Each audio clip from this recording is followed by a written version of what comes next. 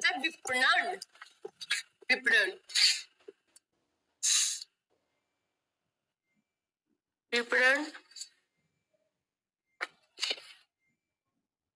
की उत्पत्ति, विपणन की उत्पत्ति,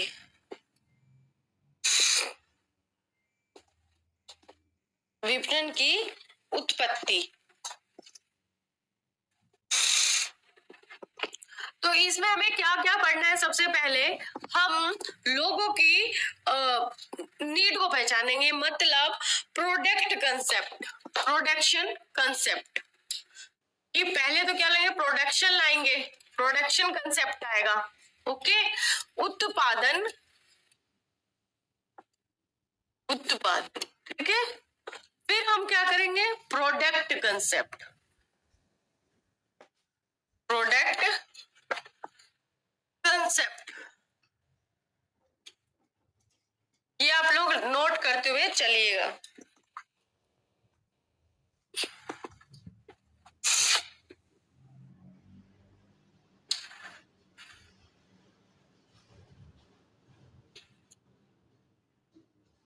ओके, फिर हमारा आता है यहां पर सेल्स, फिर आएगा आपका मार्केटिंग, मार्केटिंग के बाद सोसाइटल मार्केटिंग। ये क्या है?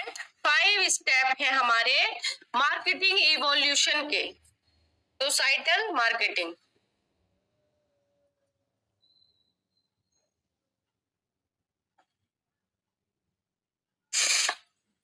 सोसाइटल मार्केटिंग,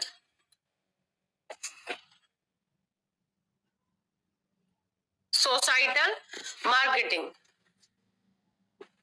ओके, आप ये कहीं पे की नोट्स बना रहे हो तो लिखते हुए चलिए। Production concept, product concept, sales, marketing and societal marketing. Okay, तो अब हम इसको एक एक को डिस्कस कर लेते हैं। प्रोडक्शन कंसेप्ट, प्रोडक्शन कंसेप्ट क्या होगा? प्रोडक्शन कंसेप्ट में क्या बोला गया है? पहला हमारा कौन सा कंसेप्ट है? Production concept. ये सब आप बहुत ध्यान से पढ़िएगा, क्योंकि ऐसा क्वेश्चंस बनते हैं कि मार्केटिंग का क्या प्रोसेस है, मार्केटिंग इवोल्यूशन के कितने प्रोसेस है। तो पहला प्रोसेस क्या हुआ? हमारा प्रोडक्शन कंसेप्ट।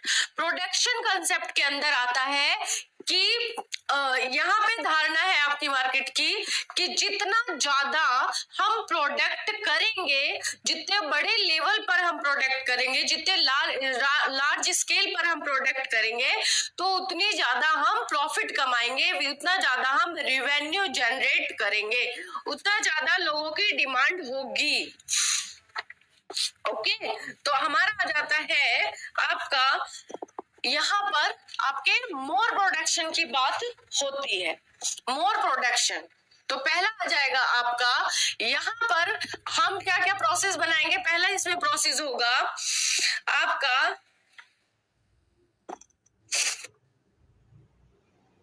जैसे, पहले मैं लिख लूं फिर पूरा आपको समझाती हूँ। इकोनॉमिकल स्केल की बात करी गई। यहाँ बोला गया कि अगर हम ज्यादा मतलब लार्ज स्केल पर प्रोडक्शन करेंगे तो क्या होगी? हमारी कॉस्ट कम आएगी। जैसे अभी यहाँ पर 10 बच्चे पढ़ रहे हो या 20 बच्चे पढ़ रहे हो या 15 बच्चे पढ़ रहे हो, जो मेरा चार्ज है, जो मेरा पढ़ाने की फीस है, वो उतनी ही रहेगी ना, बच्चों के ऊपर डिपेंड नहीं है। तो क्या है कि जितना ज्यादा हम प्रोडक्शन करेंगे तो पर यूनिट कॉस्ट क्या आएगी? पर यूनिट कॉस्ट कम आएगी। तो कोई भी कंपनी पहला ये दृष्टिकोण रखती है, ये विजन होता है कि हम कॉस्ट को कम करें। तो सबसे पहले वो क्या करती है? इसलिए प्रोडक्शन बेस्ड कंसेप्ट होता है कि वो ज्यादा से ज्यादा लार्ज स्केल पर प्रोडक्शन करना चाहती है कोई भी कंपनी। तो यहाँ पर क्या किया गया है? मास प्रोडक्शन की बात करी गई है, ज्यादा से ज्यादा प्रोडक्शन हो। ओके, आपका प्रोडक्शन कंसेप्ट में और क्या होगा? जो पर यूनिट कॉस्ट होती है, पर यूनिट कॉस्ट क्या आएगी? कम आएगी। इसके पीछे ये नजरिया दिया जाता है आपके प्रोडक्शन कंसेप्ट में। और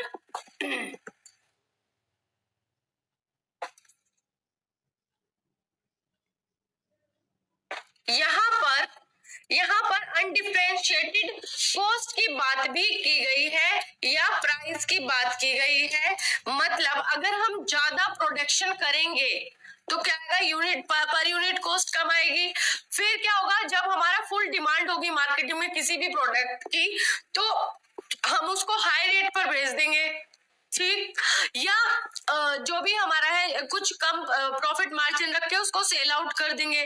बट जब वो क्या होगा, उसका सीजन आउट हो जाएगा तो तब आप क्या कर सकते हैं, कम रेट पर निकाल सकते हैं ना, ये हो सकता है। या जब कभी कभी कम डिमांड हो, बाद में आपकी ज्यादा डिमांड जनरेट हो जाती है तो वहां पर आप हाई प्राइस पर भी इसको कर सकते हैं। तो पीछे ये भी कई बार होता है कि हम प्रोडक्शन कर लेते हैं और स्टॉक जमा कर लेंगे, स्टॉक जैसे डिमांड बढ़ेगी हम तुरंत हाई रेट पर, क्योंकि हमारे पास क्या होगा, ऑलरेडी अवेलेबल होगा प्रोडक्ट, तो क्या करेंगे हम लोग फटाफट यहाँ पर मतलब हाई रेट पर सेल आउट कर देंगे।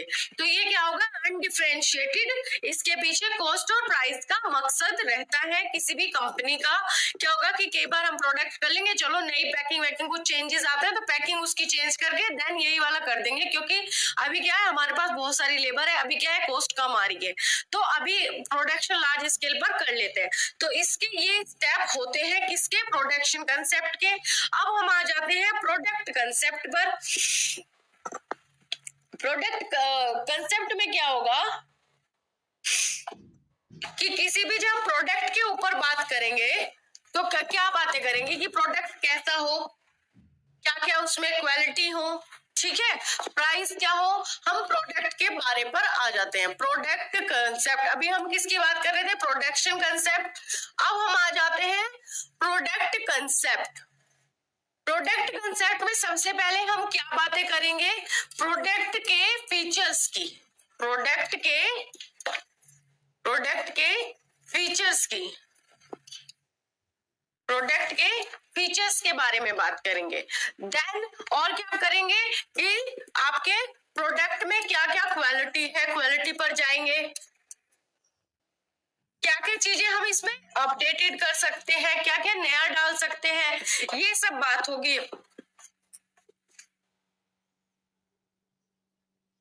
एट्रीब्यूट्स, यहाँ पर प्रॉफिट की बात होगी, बेनिफिट की।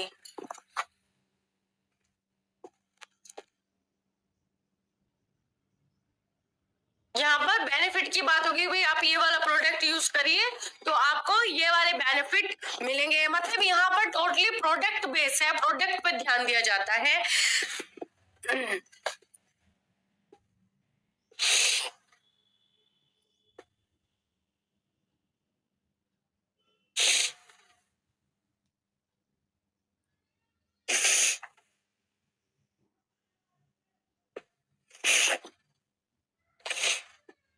यहाँ क्या होता है, जब कंपनी अपने सिर्फ प्रोडक्ट पे ध्यान देती है कि भाई ये क्वालिटी है, वो उसी पे ही काम करे जा रही है, किस पर ध्यान नहीं दे जा रही है, यहाँ किसकी कमी पाई जा रही है, वो अपने रिवेन्यू का सोच रही है कि कॉस्ट कमाई, चलो हम प्रोडक्ट के फीचर्स पे ध्यान लेते हैं, अपने बेनिफिट के बारे में बात करती है। बट किस पर बात नहीं कर रही है कंपनी, आपके सबसे कोई भी चीज हमारे लिए कम महत्वपूर्ण होगी, कब हमारी सेल बढ़ेगी, जब तक हमें कस्टमर सेटिस्फेक्शन नहीं मिलेगा तब तक क्या होगा, आपका कंपनी लॉन्ग टर्म प्ले नहीं कर पाती है। इसमें कंपनी इस वाले सीजन में आपके इस वाले जो प्रोडक्ट कंसेप्ट अगर कोई भी कंपनी अपनाएगी, सिर्फ प्रोडक्ट पे काम कर रही है, तो वो क्या करेगी, आपकी लॉन्ग टर्म प्ले नहीं कर पाती। यहाँ कंपनी लॉन्ग टर्म प्लेयर नहीं होती है मार्केटिंग के अंदर। अभी जैसे हमारा टीचर्स एकेडमी है, आपने देखा होगा कि कितना अपडेटेड रहती है, हर एक न्यूज आप तक सबसे पहले पहुंचाती है, सबसे पहले आप तक कोई भी अपडेट आता है टीचर्स की वैकेंसी से रिलेटेड या टीचर्स का कोई भी रिक्वायरमेंट होती है, तुरंत आप तक सारी न्यूज पहुंचाती है। तो क्या करती है, ये कस्टमर सेटिस्फेक्शन की बात करती है। यहाँ कस्टमर कौन है, हमारे क्लाइंट कौन है, बच्चे हैं। स्टूडेंट के बेनिफिट के बारे में बात की जाती है ना। तो लेकिन यहाँ पर क्या है, ये सिर्फ प्रोडक्ट पर ही ध्यान दिए जा रहे हैं। बच्चे क्या जानते हैं, अगर ये चीज नहीं आप ध्यान दोगे तो हमारे पास क्या बच्चे आएंगे, नहीं आएंगे, और हम अपडेटेड नहीं रहेंगे। तो सिर्फ बढ़ा रहे हैं, बट मार्केट में क्या चल रहा है, क्या चीजें हमें बच्चों को नहीं देनी है, अकॉर्डिंग टू सिलेबस चीजें डिजाइन करी जाती हैं, अपडेट लाए जाते हैं। तो जब तक इस चीज में काम नहीं करा जाएगा तो तब तक आपका ये लॉन्ग टर्म प्ले नहीं कर पाएगी कोई भी मार्केटिंग में। यहाँ क्या होता है, ये प्रोडक्ट बेस्ड होती है कंपनी, ठीक है। इनमें नई चीजें इन्वर्ड नहीं होती, इनवर्ड अपडेट नहीं होता, ठीक है। यहाँ पर क्या होता है, कस्टमर जो होता है, कस्टमर क्या होता है, अंडर एस्टिमेट होता है। यहाँ कस्टमर अंडर एस्टिमेटेड होता है। तो जब यहाँ पर ये लॉन्ग टर्म प्ले नहीं कर पाती है तो प्रोडक्ट कंसेप्ट में एक नया वर्ड निकल के आता है जो कि एग्जाम में पूछा जाता है, एग्जाम में पूछते हैं। यहाँ एक नया शब्द निकल के आता है, मार्केटिंग मायोपिया। क्या आता है, मार्केटिंग मायोपिया। जहां कंपनी ज्यादा दिन रन नहीं कर पाती है, यहाँ नया वर्ड आया, मार्केटिंग मायोपिया। जो किसने दिया था, आपका थियोडर लेविट ने। किसके द्वारा दिया गया है, थियोडर लेविट साहब के द्वारा। ये आप लिख लीजिएगा, थियोडर लेविट साहब के द्वारा दिया गया है। ओके, मार्केटिंग मायोपिया शब्द थियोडर लेविट के द्वारा दिया गया है, और ये कौन से कंसेप्ट से रिलेटेड है, प्रोडक्ट कंसेप्ट से रिलेटेड है।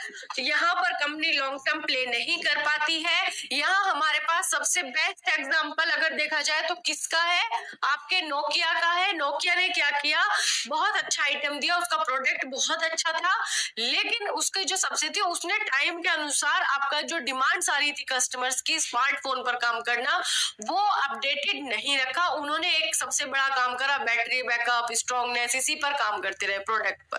बट कस्टमर को क्या चाहिए, वो उस पर काम नहीं करे। तो क्या हुआ, लॉन्ग टर्म प्ले नहीं कर पाई। तो हमने दो कंसेप्ट पढ़े, प्रोडक्शन कंसेप्ट और आपका प्रोडक्ट कंसेप्ट। अब हम आ जाते हैं, हमारा तीसरा क्या था, सेल्स पर आ जाते हैं। तो सेल्स क्या होती है,